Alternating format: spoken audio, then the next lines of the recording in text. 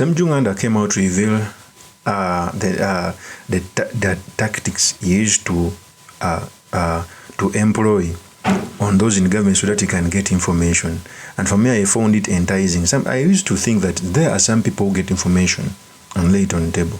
It's because sometimes they need to have a rapport with those in government so that they can be given information.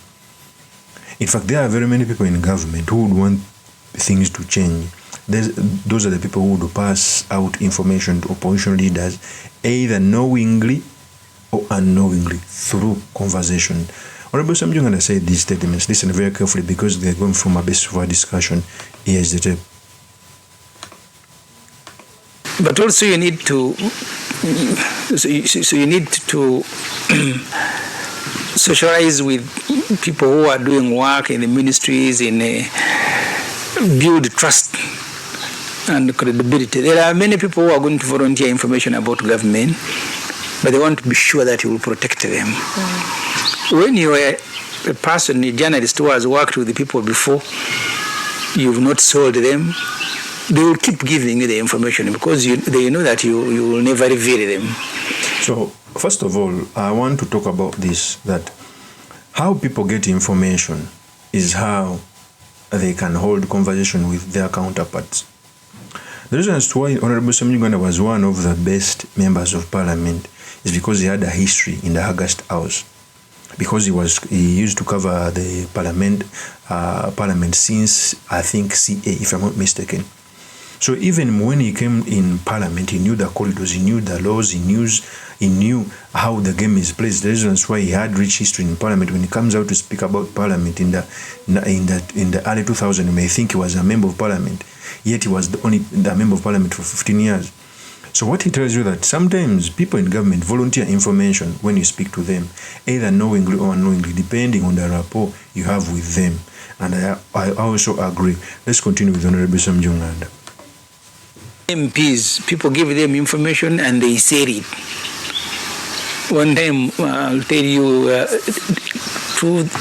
think in the 10th parliament, at the beginning, when they were vetting ministers, I had a document about Qatar's entry into Makere, which was irregular. So as I am preparing my team going for vetting, I gave them the file 2 days earlier.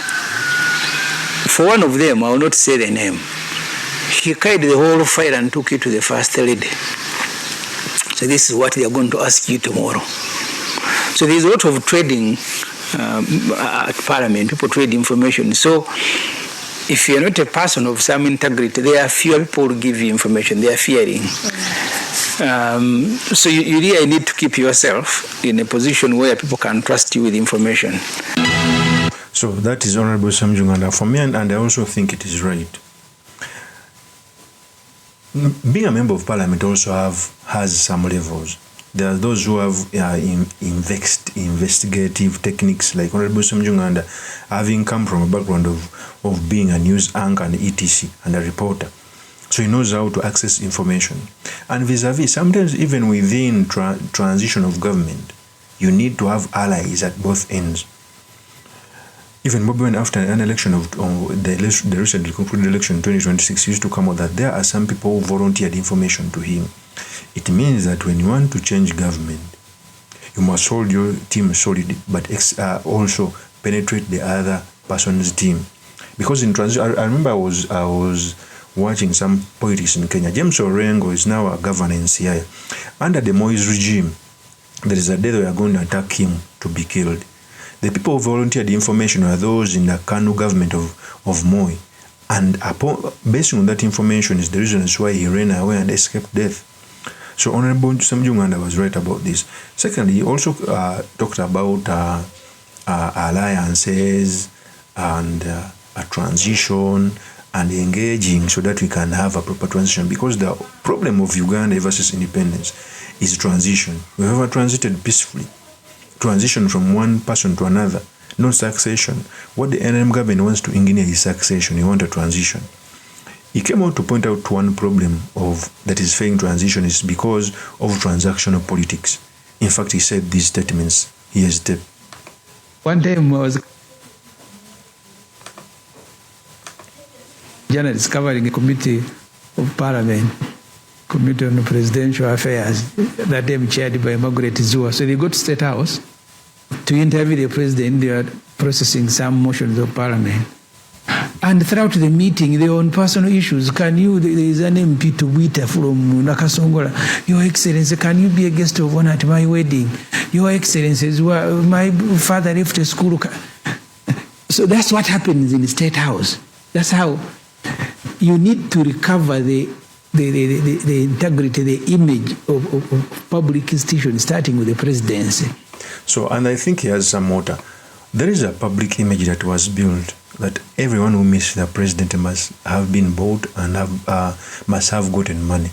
And indeed, 90% of the time, it's always true. Every person who goes to the president, even if he may have some genuine things, he ends up being bought. And that's a technique that is normally used by General Kaguta Museveni to dangle freebies on those who may have ideas. I remember even when Obama was joining government, he promised us a lot of things. A new constitution, transition. He promised us 7, he delivered nothing. Now he's fighting to be speaker because of the freebies after enjoying the warmth, using the blanket of power. So Honorable SEMUJJU NGANDA is coming out to say that engaging to have a proper transition, engaging to have an alliance, engaging to have a transition government that can make us a better country is hard because of transactional dealings. He continued to say this. When people come to see you, they have come to see you for an issue, not for handout. So the reason everybody who will be seen with Museveni, the point you made here, that if they see you with Muizi, they will think that either he's compromising you or you're compromising him. That has been deliberately created.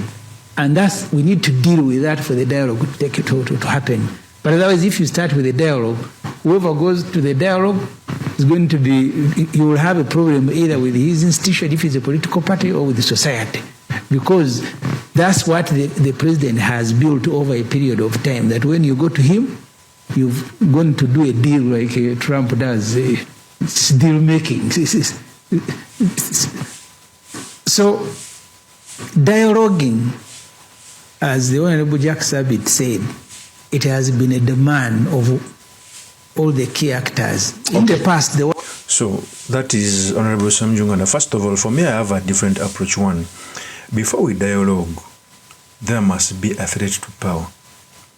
Normally, when there is no threat to power, those, especially when we have a leader who is not genuine, who would want to hold himself onto power for eternity, dialogues fail. It's the reason why everyone who wanted to dialogue with General Museveni has ended up in a cabinet or being appointed ambassador, etc. As the opposition, first of all, you must threaten the power. And threaten power, at least you can have a way on how to speak. Look at how Iran and US are being. They first fought. After United States of America realized that they cannot get a defeat with Iran, now they are engaging somehow, and they continue engaging. So threatening power is the way to go. Secondly, unless the leadership generally wants dialogue and transition, it can happen. I remember when Moi went, it reached a time when he was winning the election by 32%. People put up a fight until he was arm-twisted for him to accept transition. Even 2013, the way they got a new constitution, it was because of the 2007 post-election violence. So I'm not calling for violence, no, but I'm asking the threat to power so that forces can sit down to engage on a way how our country can go forward. Other than that, it will be hard for the dialogue and the transition. Okay?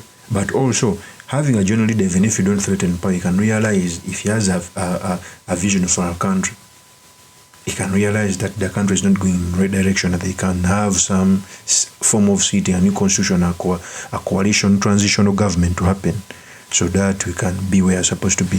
Of course, as my opinion is true, Mr. Makende Kabir Suleiman Magli. If you're into this channel, please subscribe, like, and comment so that I'm motivated to do more of such videos. I'll see you on another one. Peace.